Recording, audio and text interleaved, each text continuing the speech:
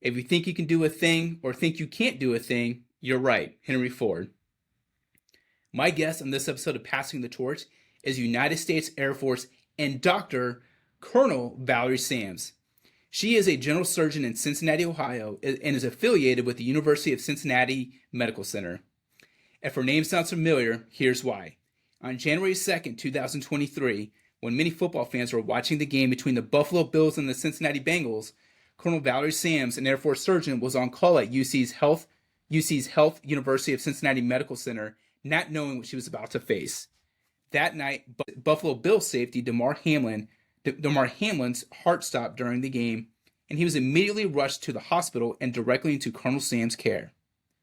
Relying on her experience and extensive training, Colonel Sams worked with her UC Medical Center colleagues to care for Hamlin during his time in the hospital's surgical intensive care unit. She was later honored for helping save Buffalo Bills safety Damar Hamlin after he suffered cardiac arrest while on the field at Paycor Stadium. Thank you for joining me. That was a mouthful. That was a lot. Yeah. What do you feel? What are you thinking when you hear that? Well, I had only been at the University of Cincinnati for a short time after spending, nearly a decade in San Antonio. And I just moved up here as a new job, doing my job on nights as on call. You mind just holding it a little bit? Yeah, that's perfect. Yeah, sure. So, for those of us that do trauma, it doesn't matter what walks in the door. We're gonna have the same standard of care no matter who it is. But it does bring an extra level of eyes and ears when it's someone famous. And then on top of that, he reminded me so much of our soldiers and our airmen and our Marines. That he's a young, healthy athlete. Just overcame so much, and it was just such an honor to take care of him. But it was a crazy week, to say the least. Yeah, I mean, it was a nationally televised game, so just a lot of pressure. I did want to just get right into it because I read that is your expertise traumatic injury. Yeah, I'm a trauma critical care surgeon. We first crossed paths maybe I think back in April. We were talking about earlier. And I love the presentation that you provided, but it really had me, and you shared some other stories of some other people and their trials and tribulations, but it caused me to think war is known to cause physical wounds, but something that might be slightly overlooked is other wounds. Sure. So emotional, mental, other forms of invisible wounds, but. In your opinion, what can society do to help heal those wounds? I think first and foremost is recognize them. I think since that talk in April, I was at another meeting shortly after that, and we heard a presentation from a group of medics that got injured in battle. And to hear their perspective of how, we do amazing things in medicine. It's civilian medicine, military medicine. We do amazing things. We take people whose heart stops and we bring them back. And I want to credit the team on the field that night, which was the UC Health team on the field that night that really brought him back to life. So we do amazing things, but then that's just kind of the beginning. And when I talk about other soldiers and casualties and even civilian traumas that go through this as a society, we have to recognize that's just the beginning of their journey. Is when we save their life. Now the hard part starts, which is the trauma of what they've been through, the trauma of the rehabilitation, the psychological recovery that goes along with that. We kind of gloss over, and hearing those medics talk about a week from injury and serious injuries, they're sitting in their living room going, "What just happened?" Yeah, and there's some unseen injuries there that we've not dealt well with. How do you clear yourself with potential trauma taken on from others? Because I imagine it's hard not to get attached, but it's kind of like what's your process and how do you do that? Sure. So, when we take care of civilian traumas, one of the things that I try to teach my residents, in particular my fellows, is that it's a job of honor in and of itself. It can be a little bit jading in the civilian world because our patient population in the civilian world is not like the battlefield, right? Yeah. We're not getting society's best of the best. But what I remind them is that, every mother and father, son or daughter that gets in a car accident going to work did not ask for that. And we're taking care of people in the worst day of their life and just trying to keep it all in perspective and stay humble about that. You mentioned keeping in perspective and staying humble. When you're in that moment, whether it's performing like an emergency surgery or operation, how do you handle expectations when the pressure continues to, or how do you handle the pressure when expectations continue to rise? Yeah, so for me, the reason I was drawn to do emergency surgery and trauma critical care was exactly for that. I didn't want to be worried about what was coming through the door that night or that day. I wanted to be ready for whatever the world presented to me, and that meant that I had to be trained in that way. So I just fall back on my training. And, if I have the expectations of myself and my team members that we're going to do the very best we can every single time, and sometimes we're not going to save everybody, then that's all we can really ask of ourselves. And we have to be okay with that. But it has to come from within. From within, you said you were naturally kind of drawn to that specialty. Mm. Was there something like in your life that maybe, like even as a kid, that led to that, or was there?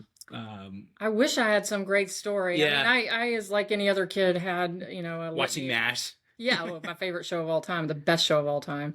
And truly, I watched it every day growing up with my dad, and still the best show ever made. Yeah. But I don't have a single thing in my life that really pointed me to trauma specifically. And actually, when I knew I was going to be a surgeon pretty early on, and probably by high school. Mm-hmm.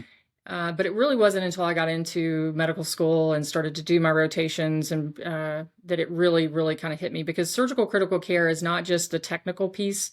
It's one thing to be a surgeon and be able to do the technical sewing and putting things back together and stopping the bleeding and all that.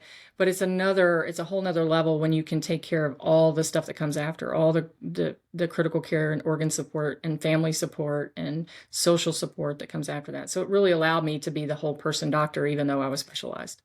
No, that's good. We're going to come back and revisit MASH. So we'll have some fun with that. But I did want to kind of get some more serious type questions or topics.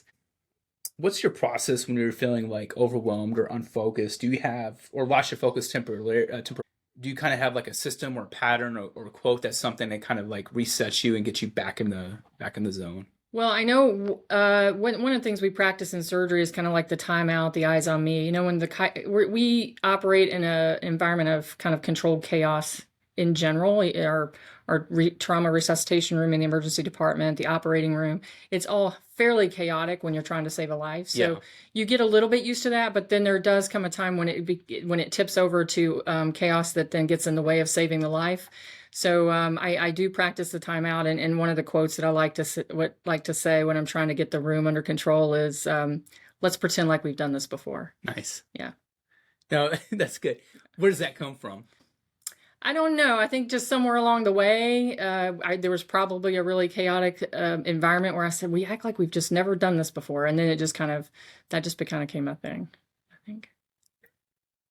How would you rate like your own personal skill of detachment, and then how do you teach that to someone?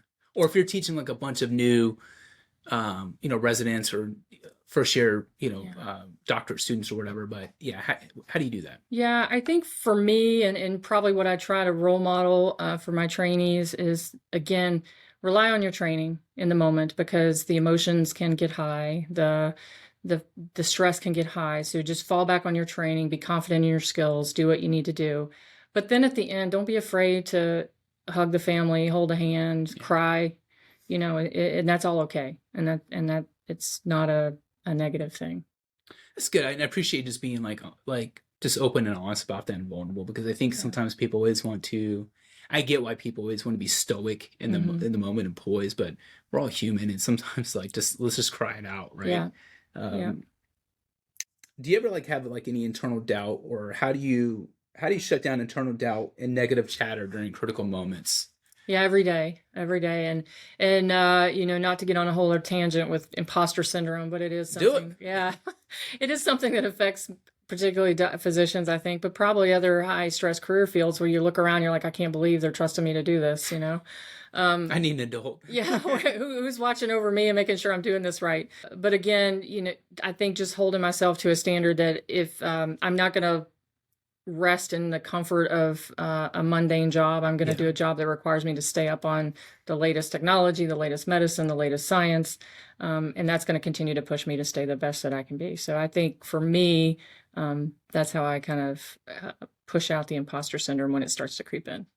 No, I mean, I have it. And I think a lot of people have it. It's a real thing. It's real. No, it's scary.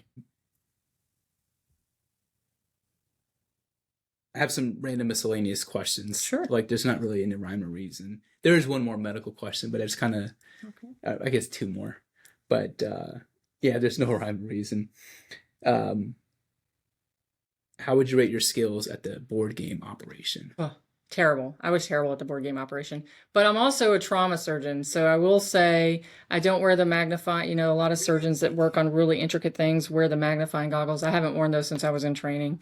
And I was actually deployed with a vascular surgeon one time that he was a reservist that typically worked at the VA. I won't call him out, but was a great vascular surgeon, but didn't do trauma routinely. So on our deployment, we had a lot of vascular trauma, and it doesn't look the same when you're doing it than when you're doing it electively. So he's like, he would ask me all the time, he's like, Valerie, how do you find these things in this mess? And I said, because you just have to know where it's supposed to be. And so I'm a surgeon that operates a little bit by feel, a lot by knowing where things are supposed to be. Yeah. That's good.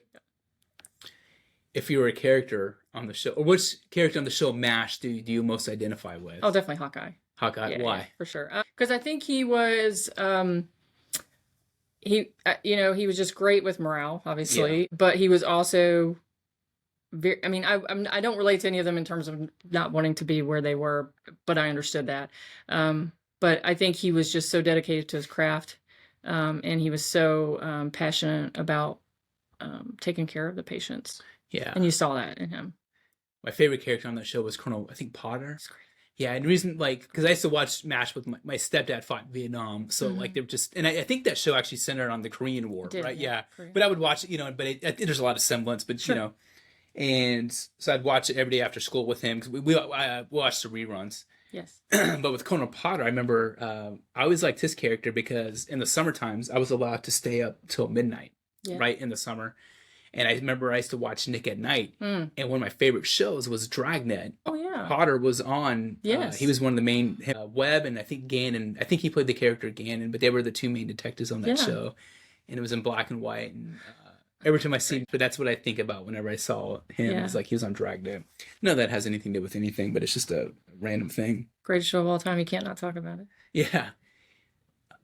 On the same note of like, what was your favorite character? Which historical figure overall do you most identify with? I'm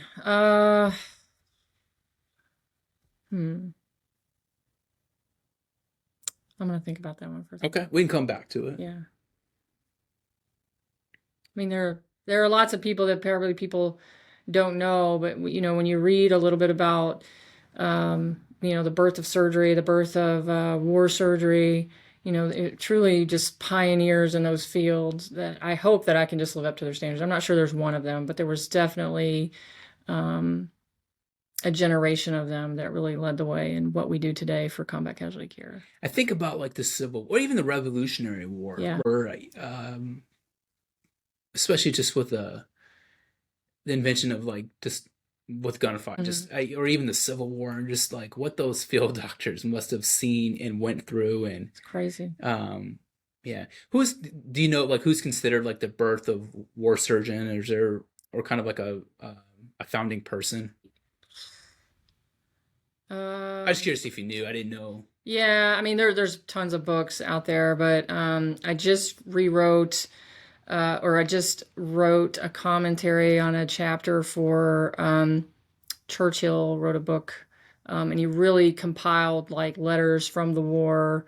It was from I think World War I, maybe, or World War I or World War II. So he actually compiled a book, and it's this Lessons from War, and I rewrote the chapter on, is it time to reassess, how we think about surgical care in the battlefield. I would say so. I mean, I think there's been so much growth and progress toward modern medicine, right? I mean, there's some things. I mean, I'm for like staying true to like founding principles, but I'd hope we're using some advanced and modern techniques. Well, it's this balance, and that's probably one of the frustrating things for me is we have leaders now that are trying to mitigate that Walker dip that we're starting to feel a little bit between wars, and it's a balance between not forgetting the lessons of the past, but it doesn't totally translate when you talk about modern medicine. So maybe those lessons somewhat can be applied, but you can't hold so strict to them that you've negated what we have done to advance medicine today. So what we might have faced in World War I and World War II from a combat perspective may look very much the same in terms of more, wounds. How we manage them is totally different today, obviously. I think that ties into a lot of things. So how do you find that balance? You mentioned the word balance, and not even just towards that, but just in general, what's your advice on how to find that balance? And we all have people we answer to, right? Or if not people, organizations, but how do you make that professional recommendation, or when you're staunch in your belief, how do you go about that? Well, I'm a truth teller. I have learned as I've gotten older how to tell the truth to get people to listen, because there are ways, to shut people down. And there's a way, even if they don't do anything with the information, it won't be because you didn't tell them and they didn't hear it. But the number one thing is they have to hear it. Yeah. So as I've matured a little bit, as I've aged a little bit, I've learned some techniques to do that in a little bit more effective way. But I think that's important for our leaders today is, there's a very strong inclination to protect your leaders and give them what they want to hear and kind of gloss over the hard things, because hard things are hard and it requires work and it requires you to do things and it requires that maybe we made some mistakes, and that's a hard thing for some people. But I think the more we get away from doing that, the higher chance we have of kind of just living a lie, and then we're all going to be caught on our heels. So just be a truth teller. That's that simple. That's good. Hey, would you mind giving a shout out to your two friends? I remember doing your slide presentation, the two female leaders that you were deployed with, and you said you would meet they were your battle buddies. There was you showed this picture. I thought it was great. It was just the three of you. Maybe you're wearing silly. Oh, you started a club. You guys have like matching T-shirts or something. Let's give them a shout out. Yeah. So I was deployed with I don't know if I should say their names, but it's all positive stuff. I was deployed with they're both retired now, a geriatrician who focused a lot on primary care and holistic medicine, and she tried acupuncture on me for the first time, which totally did not work out. But she was great. And then the other one was a cardiologist who's also retired. Both retired shortly after we got back, so they're living their best life. But we were kind of the old ladies club of that deployment, because that deployment was full of millennials and people that had kind of on their first go around. And so we got T-shirts made that said, "We're sorry for cranky. We're in our early 40s." Yeah, that's what it was. That really made me laugh because it just came up in your brief, and I thought that was funny. No, that was good. It's about finding your people, right? Yeah. With regard to healing and recovering from trauma, are there like any books that you recommend for personally? Recovering from traumatic events. I don't know that I have any specific recommendations, because I think trauma affects everybody a little bit differently, and I'm never surprised at the differences I see in people when they've overcome something like this. Some people, it's like a battery to them, and for some people it just stops them in their tracks. So I don't know that I have a specific book, but I will say that however you respond to trauma, it's okay, because everybody responds a little bit different. There's no defined way of what you're going to feel like when you're on the other side of it, and that's okay. So don't shy away from it. Don't not talk about it. Don't seek out resources for it, etc. Because even if you feel like it's motivating you, that motivation could be masking just you trying not to think about it. That's an excellent point. Yeah, a lot of people do that. Yeah. So what are what are common misconceptions about ER doctors? My colleagues in the ER, we work or trauma doctors, because are those? Oh, they're separate. I'm glad you said that. Yeah. Yeah, they're separate. So we're not emergency medicine doctors. ER doctors are emergency medicine, which they're like our teammate, essentially. But they are truly like the jack of all trades, because they have to treat the pneumonias, the COPD exacerbations, the diabetes. They still see all that in the emergency room, and They have to be our partners when we have injured or surgically ill patients come in. Who's better? Who do we like better? Trauma surgeons. Okay, of course. definitely. Yeah. So who's more likely to say if there's a group of ER doctors on a flight and a group of trauma doctors and a flight attendant or a captain comes on and says, "Hey, is there a doctor on board?" Who is most likely to jump up? The ER doctor. Yeah. Totally the ER doctor. Yeah. Sorry, I cut you. But what are some of those common misconceptions? That we're a little bit arrogant, which, my response to that is because it's not untrue, but you have to understand why. It's internally derived arrogance. It's not because people are out there stroking our egos. That's certainly not happening most of the time. We're not I joke about when doctors during the holidays get gifts from their patients. You go into the surgical oncologist office who's been treating cancer patients all year, and there's like baskets and chocolates, and then you go to the trauma office. There's nothing.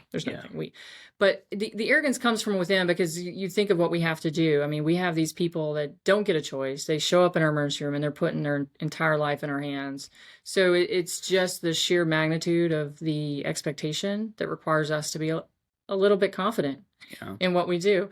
So there is a little bit of an air of arrogance about trauma surgeons in general, but I think they're misperceived sometimes that it's really internally driven. We're not all jerks. I'd want a trauma doctor to be confident, and you have to. I mean, rightfully so. Same thing with pilots. I know pilots have a stigma and all that stuff, but kind of it's almost needed, right? I think there's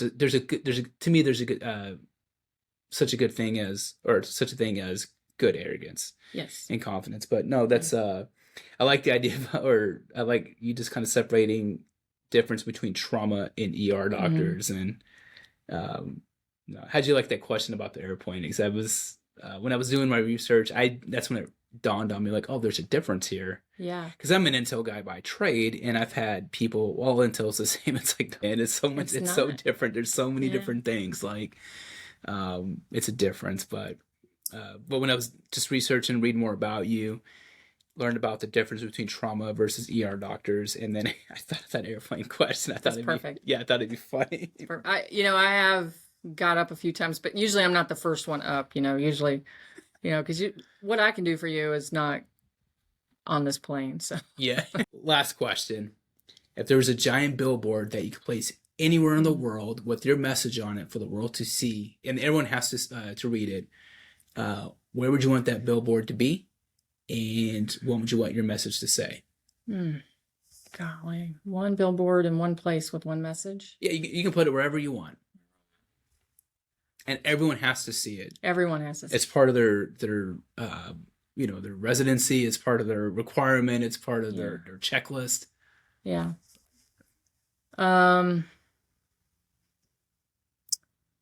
I would say I don't even know where I would put it. I would fly it over the United States periodically. Is probably what I would do. How about that? Behind a plane? I don't know. No one's ever said that. Okay. A lot of people say Times Square. Okay. There's too much in Times Square already. Yeah, Google's been a very common answer. Oh, Google's good. A former supervisor of mine, she's from Vegas, and she said she would put on one of those Vegas billboards. I'm like, that's kind of cool, But people are at risk of forgetting those billboards though because they're a little bit inebriated. Yeah. So I'm not sure it would stick. But I would just make sure it flew over any major event in the United States, and I think it would say, pursue excellence, be kind, and stay humble. One bonus question. What do you want people to know about the whole Damar Hamlin situation? I know you probably get asked that a lot, or even amongst your friends. Yeah, just and I wanted to make a point not just to focus on that, but I would just kind of like to get your thoughts, just in general, overall, what do you want people to know about that? Yeah, I think the take-home message about that, and thank you so much for asking. There's a take-home message in terms of just medicine, and that is, we had a team out on the field that was their job, was when bad things happen, they were ready. And fortunately, 99.9% of the time, bad things don't happen.